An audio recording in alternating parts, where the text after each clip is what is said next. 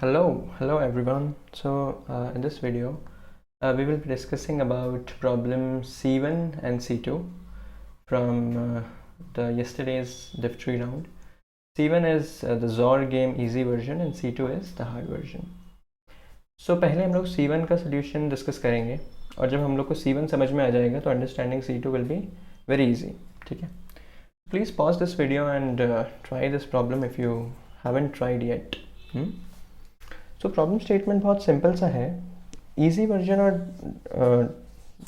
Hard version में अंतर क्या है कि इस इजी वर्जन में सारे जो वैल्यूज़ हैं एरे के वो 0 और 1 ही हैं बस, और हार्ड वर्जन में जो वैल्यूज़ हैं वो 10⁶ तक कुछ भी हो सकते हैं. ठीक है, तो अभी प्रॉब्लम क्या बोल रहा है, this is just some time pass. तो we have 2 arrays and 2 players, okay, A and B. Now they are playing a game, है ना. So for example, we have 2 arrays. This is first array, A0, A1, A2, A3, A4, A5 for example. And the same size array we have for second array, B1, B2, B3, B4, B5. And we have 2 players. For example, player 1 is blue and player 2 is green. अब ये दोनों ना एक game खेल रहे हैं. ये game basically क्या हो रहा है, हर टाइम पे at time is equal to 0, है ना, time is equal to 0, player 1 will take turn and he will have access to these two values, A0 और B0 का. At time is equal to 1, player 2 will take turn. At time is equal to 2, player again, मतलब basically alternate turns होंगे. तो at time is equal to 4 also player 1 only will take, and here player 2 will take, and here also player 2 will take. So this is time. अब ये basically turn में कर क्या रहे हैं तो वो हम पढ़ते हैं, है ना. तो on the ith turn the players to move may choose to swap AI और BI और पास. तो इनके पास 2 चॉइस हैं एक्चुअली, है ना. जैसे लेट्स से अगर T0 पे हम लोग खड़े हैं तो player 1 has 2 choices. Choice 1 is, और let me use a neutral colour. Choice 1 is do nothing. This is very simple thing to do, right, कुछ भी मत करो. And choice 2 is swap AI and BI. ठीक है, at time TI, है ना. At time is equal to I, for example, T is equal to I. At time T is equal to I, the player can do this, respective player. ठीक है, या तो वो कुछ भी ना करे या फिर A और B को, मतलब AI और BI को स्वैप कर दें. ठीक है, अब इससे होगा क्या, तो जब ये लोग पूरा गेम कंप्लीट कर लेंगे, फॉर एग्जांपल T0 पे प्लेयर 1 ने चला, फिर 2 ने चला, फिर 1 2 1 2, eight the end of the game player 1 जो है उसका स्कोर होगा द जोर of all elements of AI. That means A0 updated, okay, A0 A1 A2 ऐसे करके A5 तक का जोर.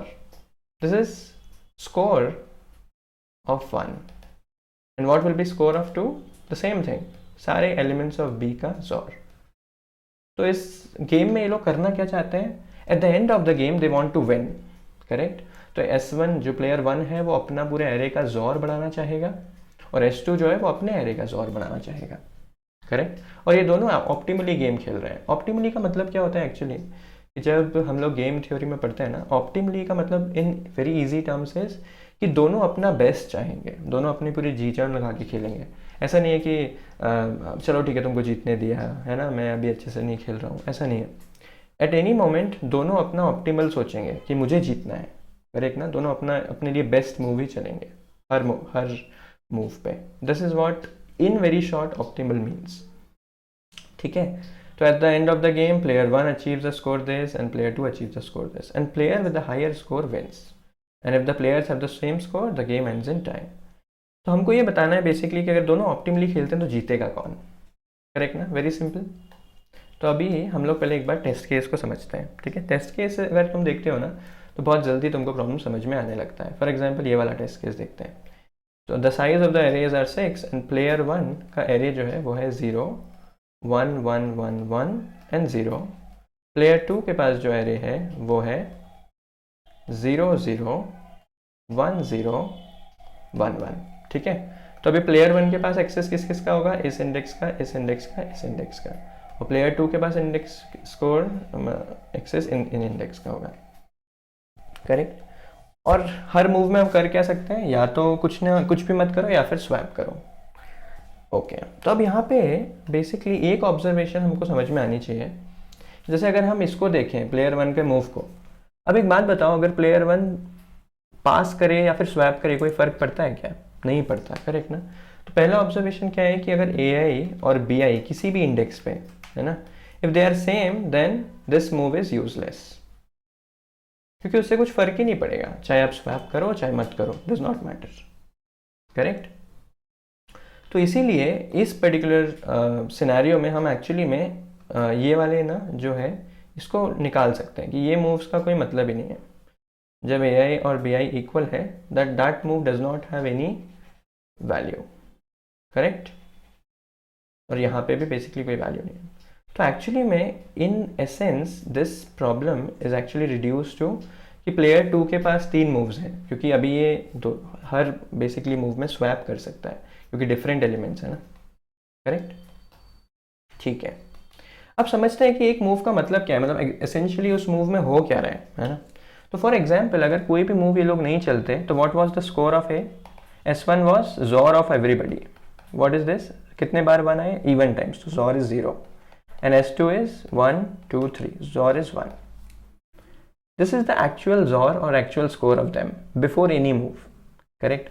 अब हमारे पास ये मूव है फॉर एग्जाम्पल, एक मूव। अब एक मूव को अगर हम ध्यान से देखें तो हो क्या रहा है कि अगर आप जब भी स्वैप करेंगे तो आप एक जगह से 1 को निकालेंगे, है ना, और दूसरी जगह पे 1 को ऐड कर देंगे। अगर आपने इन दोनों को स्वैप कर दिया तो ये 0 बन गया और ये 1 बन गया, करेक्ट। तो हुआ क्या, यहाँ से आपने 1 को रिमूव किया और यहाँ पे 1 को डाल दिया। तो जब आपके पास अगर स्कोर है विच एक्चुअली रिप्रेजेंट जोर ऑफ ऑल द नंबर्स, और उस जोर में से आपको किसी नंबर को निकालना है, तो बेसिकली क्या करना होता है, जोर में एक प्रॉपर्टी होती है कि ए जोर ए जो है वो 0 है ना, जोर जोर को काट देता है। तो कहने का मतलब ये है कि जब आप स्वैप कर रहे हैं तो इस स्कोर में से 1 का जोर हो गया, क्योंकि आप 1 को निकाल रहे हैं और यहाँ पे आप 1 को ऐड कर रहे हैं, तो दोनों जगह 1 का जोर हो गया। जब हमको निकालना है जब भी 1 का जोर है, जब ऐड हो रहा है कोई नंबर तो उस नंबर को ऐड करने के लिए जोर करना पड़ेगा उसका। तो अगर ध्यान से सोचोगे तो किसी भी मूव का मतलब यही है कि आप उस पूरे स्कोर में 1 से जोर कर रहे हैं।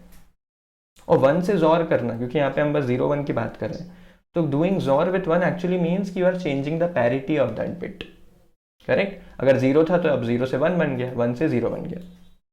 सेकेंड ऑब्जर्वेशन ये है कि each move, each valid move, है ना, यूजलेस मूव नहीं, each valid move is actually means changing the parity of both scores.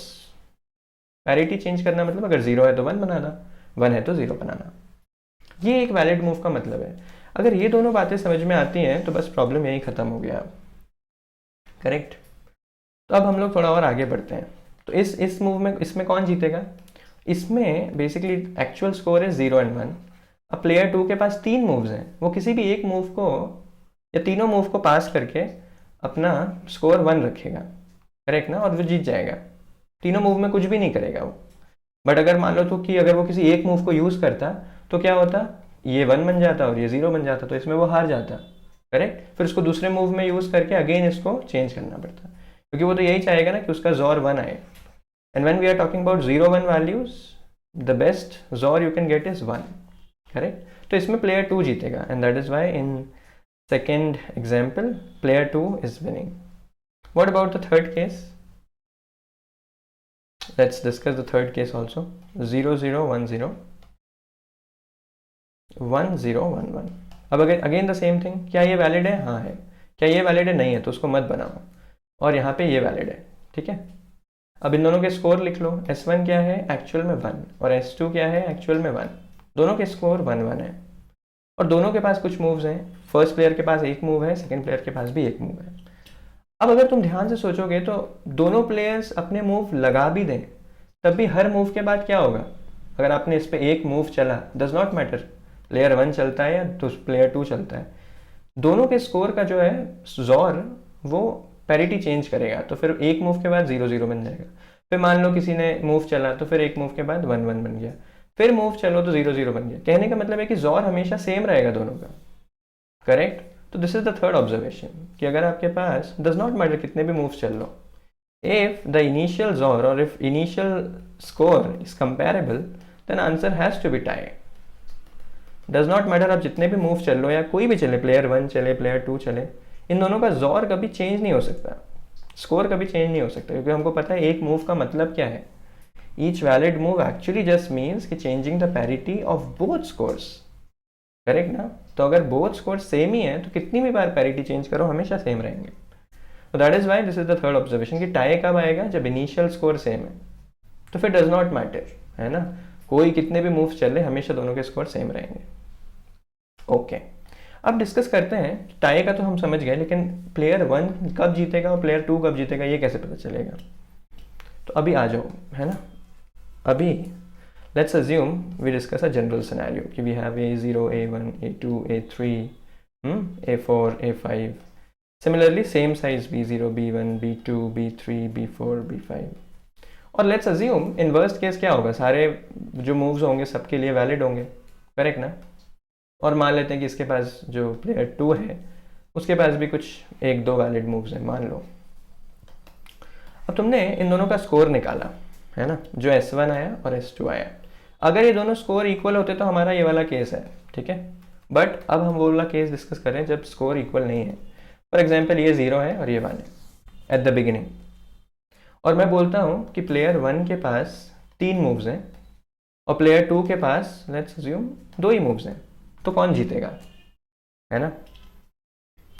तो in the beginning someone may think कि सिंस प्लेयर 1 के पास ज़्यादा मूव हैं, 3 मूव्स, और प्लेयर 2 के पास 2 ही मूव हैं, तो ऐसा हो सकता है कि प्लेयर 1 जो है वो अपने दो मूव्स जो प्लेयर 2 चलेगा उससे अपने 2 मूव्स से न्यूट्रलाइज कर लेगा और लास्ट मूव को यूटिलाइज करके अपने आप को 1 बना लेगा.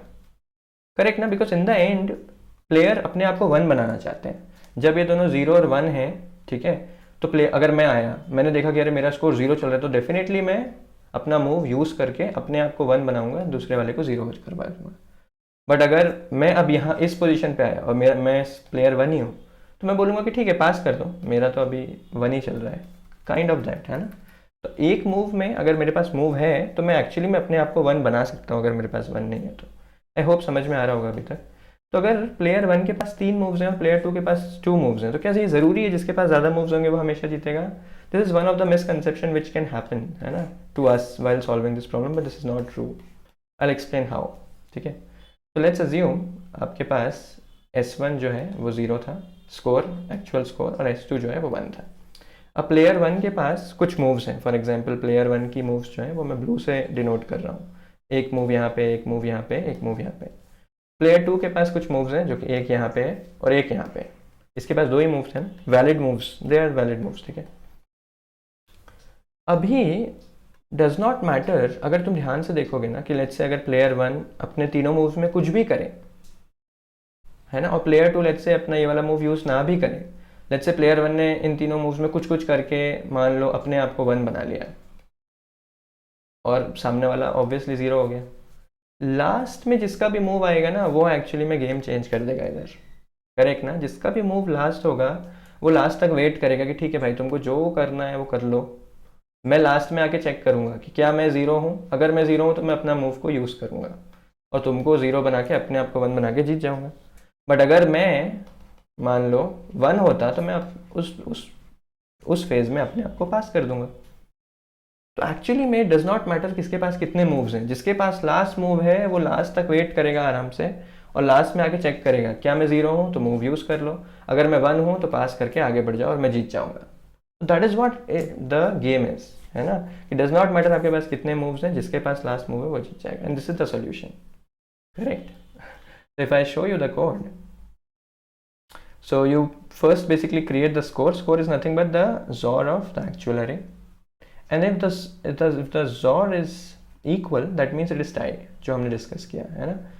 does not matter आप कितने भी मूव्स यूज कर लो कभी भी tie ही रहेगा. और उसके बाद जब भी लास्ट इंडेक्स मीन्स जब भी AI और BI डिफरेंट है, that means a valid move is possible. तो उसमें हमने निकाल लिया कि भाई लास्ट इंडेक्स कौन है ना. बार बार लास्ट इंडेक्स को अपडेट करते गए तो लास्ट वाला आ गया. अब अगर लास्ट इंडेक्स जो है वो बेसिकली इवन है, दैट मीन्स प्लेयर 1 जीत जाएगा. और अगर लास्ट इंडेक्स ऑड है 0 बेस्ड इंडेक्सिंग में तो प्लेयर 2 जीत जाएगा and this is the solution correct for C1. So I hope C1 का सॉल्यूशन आप लोग को क्लियर है. Not very simple but very interesting problem है ना. इससे हमको थोड़ा गेम थ्योरी का भी कॉन्सेप्ट समझ में आते हैं. Now we will discuss problem C2. तो अगर C1 क्लियर है तभी प्रॉब्लम C2 को पढ़ने का मतलब है, अदरवाइज प्रॉब्लम C2 को पढ़ने का कोई मतलब ही नहीं है. ठीक है. तो अभी प्रॉब्लम C2 में क्या है कि थोड़ा डिफिकल्टी बढ़ा दिया गया है कि अभी तो यहाँ पे जो है हमारा जोर जो है या तो ज़ीरो, टोटल स्कोर 0 या 1 ही हो सकता था क्योंकि सब एक एक बिट की बात चल रही थी. करेक्ट ना. तो ये बेसिकली आप ऐसा सोच सकते हो कि ये सिंगल बिट पे बात चल रही थी यहाँ पे, बट अभी बहुत सारे बिट्स को इंक्लूड कर दिया गया है ना. और नंबर जो है वो बहुत बड़ा भी हो सकता है. फॉर एग्जांपल अगर आप ये एग्जांपल्स को देखेंगे तो बहुत बड़े बड़े नंबर है यहाँ पे. करेक्ट. तो अभी ये एक बिट्स मैनिपुलेशन का प्रॉब्लम आ गया है. पहले वाला भी वही था बट पहले वाला आप नॉर्मल लॉजिक से कर सकते थे, बट अभी यहाँ पे आपको थोड़ा सा बिट्स मैनिपुलेशन का नॉलेज होना चाहिए. Knowledge in the sense I will tell you what. तो एक बात ध्यान रखो हमेशा कि जब भी बिट्स मैनिपुलेशन का क्वेश्चन आए ना और आपको बोला जाए कि यार इस नंबर को मैक्सिमाइज करो या मिनिमाइज करो, कुछ भी करो, हमेशा ऐसे सोचना चाहिए. क्या सोचना चाहिए कि for example let's say I have a number of 4 bits. This is 0th bit, this is first bit, this is second bit, this is third bit. अगर कोई बोलता है कि यार इसको मैक्सिमाइज करो, है ना, इस नंबर को मैक्सिमाइज बनाओ, तो मेरा फर्स्ट प्रायोरिटी क्या होनी चाहिए? मेरी फर्स्ट प्रायोरिटी होनी चाहिए कि ये जो सबसे MSB है, मतलब जो मैक्सिमम सेट बिट है ना, इसको और हिंदी में इसको ऐसा बोल सकते हैं कि जिसका सबसे ज़्यादा वैल्यू है, इसको 1 बनाने का कोशिश करो जितना जल्दी हो सके. मतलब सबसे पहले ये ट्राई करो. क्यों मैं ऐसा बोल रहा हूँ? क्योंकि अगर लेट्स से मैं इसको 1 बनाता हूँ और बाकी सबको 0 छोड़ देता हूँ, और कोई एक और बंदा है जो मेरा फ्रेंड है, वो क्या करता है कि वो इसको 0 बनाता है लेकिन बाकी सबको 1 कर देता है. अगर वो ऐसा भी करता है ना, इतनी मेहनत करता है 3 लोगों को 1 बनाने की, फिर भी मैं ही बड़ा नंबर बनाऊंगा. This number is actually 2 to the power 3 which is 8 and this number is 7 अगर आप डेसिमल में कन्वर्ट करेंगे तो. कहने का ये मतलब है कि MSB को सेट करना is very very important. That should be the highest priority. Correct. And this is the concept which we actually use in almost all the bits manipulation problem. जब भी मैक्सिमाइज मिनिमाइज करना होता है, optimisation problem आता है, तो आपको यही सोचना चाहिए कि क्या मैं MSB को 1 बना सकता हूँ क्या. अगर नहीं बना सकता हूँ, मान लो किसी सिचुएशन में, तो फिर नेक्स्ट बिट के बारे में सोचना चाहिए. क्या इसको 1 बना सकता हूँ क्या? उसको भी नहीं बना सकता, फिर नेक्स्ट बिट के बारे में सोचना चाहिए. करेक्ट ना. ठीक है. तो अगर ये सॉल्यूशन, अगर ये कॉन्सेप्ट समझ में आता है तो फिर प्रॉब्लम C2 बहुत सिंपल है. प्रॉब्लम C2 में अगर आप लोग ध्यान से देखेंगे तो जो वैल्यूज़ हैं वो 10 to the power 6 तक हो सकती है. दैट मीन्स 20 बिट्स, है ना. जो रिजल्ट होगा लास्ट में जोर का, वो एक 20 बिट नंबर होगा दोनों के लिए. ठीक है. Let's assume 20 bits. अभी के लिए मान लो कि it's a 4 bit number, just to understand. 0 1 2 3. तो we have some numbers A0 A1 A2 A3. Same problem, right. This is first person and this is second array B0 B1 B2 B3 B4. Again the same thing. या इसका भी कुछ जोर हो रहा होगा, है ना. करेक्ट. इसका भी स्कोर होगा. दिस इज S1 S2 और this is S1. Correct. And let's assume the same thing कि कुछ मूव्स वैलिड होंगे, है ना. ये एक वैलिड है मान लो, और 2 के पास भी कुछ मूव्स वैलिड है मान लो, ये वाला. सेम थिंग, है ना. बट यहाँ पे इतना ईजी नहीं है कि अगर आपने मूव, बेसिकली एक मूव का मतलब ये नहीं है कि पैरिटी चेंज हो जाएगा. यहाँ पे इस एक मूव का मतलब अलग होगा. करेक्ट ना. जब सिंगल बिट्स थे तो पैरिटी चेंज होगा, बट यहाँ पे क्या होगा अगर मैं सही से बताऊँ तो लेट्स से अगर आपके पास S1 S2 दोनों स्कोर है, तो एक्चुअली में एक मूव का मतलब यहाँ पे क्या हुआ, आप क्या कर रहे हो, AI को चेंज कर रहे हो BI से, है ना. दैट मीन्स आप चाहते हो कि S1 में से AI को निकालना और BI को जोड़ना, तो आप दोनों तरफ जोर करोगे AI जोर BI का. This is what it means in this particular harder version two do a move, कि आप दोनों स्कोर में AI जोर BI से जोर कर दोगे. करेक्ट ना. दैट मीन्स द सेम कि फॉर S1 आप A1 को निकालोगे और AI को निकालोगे और BI को जोड़ोगे. करेक्ट. दिस इज, है ना. और फॉर S2 आप इसको जोड़ोगे और इसको निकालोगे. करेक्ट. तो जोर में बेसिकली क्या बोलते हैं, एडिशन सब्ट्रैक्शन दोनों जोर से ही होता है. तो इसलिए आप ये बेसिकली एक मूव को समझ सकते हो, बट यहाँ पे इतना यूजफुल नहीं है इसको इस तरीके से समझना. ठीक है.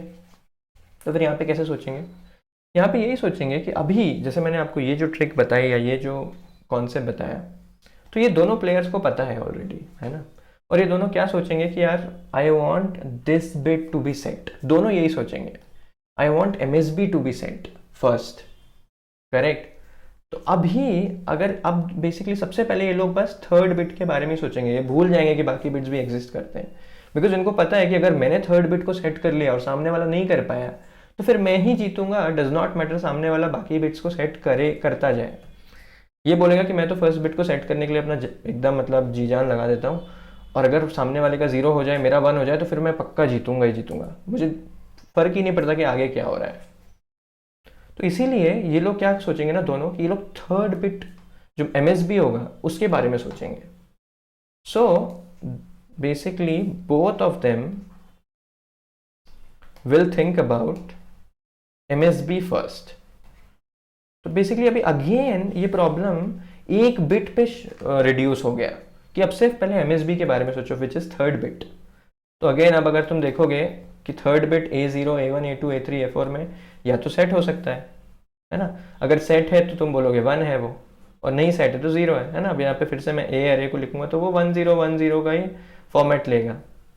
It actually means 1 means MSB is set and 0 means not set. MSB is not set. We are talking about the most significant bit. और B में भी बेसिकली वो 0 1 0 1 का बाइनरी एरे होगा।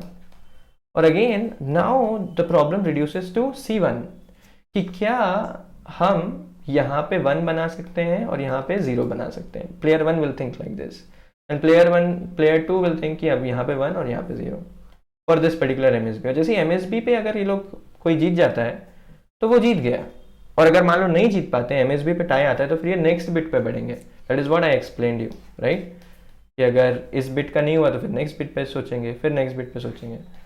This is what in general I mean the solution of C2, कि अगर आपको bits manipulation की ये वाली ट्रिक पता है तब आप MSB से सोचो, मोस्ट सिग्निफिकेंट बिट से।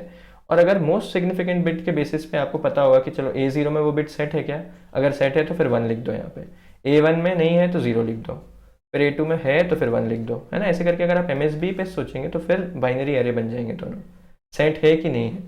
और फिर ये प्रॉब्लम एक्चुअली में सेम प्रॉब्लम हो गया C1 वाला, कि क्या हम इसका MSB 1 करके इसका 0 कर सकते हैं। अगर कर सकते हैं तो 1 पहला प्लेयर जीत गया, बस डज नॉट मैटर कि वो एक्चुअली में स्कोर क्या बनाएगा। और अगर यहाँ पे 1 करके यहाँ पे 0 कर सकते हैं तो दूसरा प्लेयर जीत गया। और अगर दोनों में टाई होता है तो फिर नेक्स्ट बिट का सेम चीज़ करेंगे, है ना। अगर थर्ड बिट दोनों में टाई है, मतलब या तो दोनों में 1 1 होगा या दोनों में 0 0 है, तो फिर आप सेकेंड बिट के बारे में सोचोगे कि कोई जीतेगा क्या, करेक्ट ना। इधर अगर सेकेंड बिट में कोई जीतता है तो फिर वो विनर है। तो ऐसे करके आपको बस इसको रिपीट करते जाना है हर बिट के लिए, and this is the solution for C2 and the code is also very simple. So basically whatever you have done for C1 you have to do that only, but for every bit starting from 20 because that is the MSB। और जैसे ही आपको winner मिल गया तो आप break कर दोगे, और अगर आपको विनर नहीं मिलता है तो आप लीस्ट मतलब लोअर सिग्निफिकेंट बिट्स पे जाते जाओगे। और ऐसे करते करते आपको कभी भी विनर नहीं मिलता है तो विनर मैंने इसलिए टाई से इनिशियलाइज किया है कि कभी विनर नहीं मिला तो फिर टाई होगा, और अगर किसी भी बिट पे विनर जैसे ही मिल गया तो बस वही विनर है, correct. This is the solution of C2। तो इसमें मुझे बहुत अच्छा लगा कि इन लोगों ने C1 पहले ऐड किया ताकि हमको आइडिया मिले कि C2 को कैसे सॉल्व करना है, करेक्ट। बिकॉज अगर कोई डायरेक्टली C2 को सॉल्व करेगा तो थोड़ा सा उसके लिए मुश्किल होगा। So yes, let me know in the comments if you like this video. Thank you so much.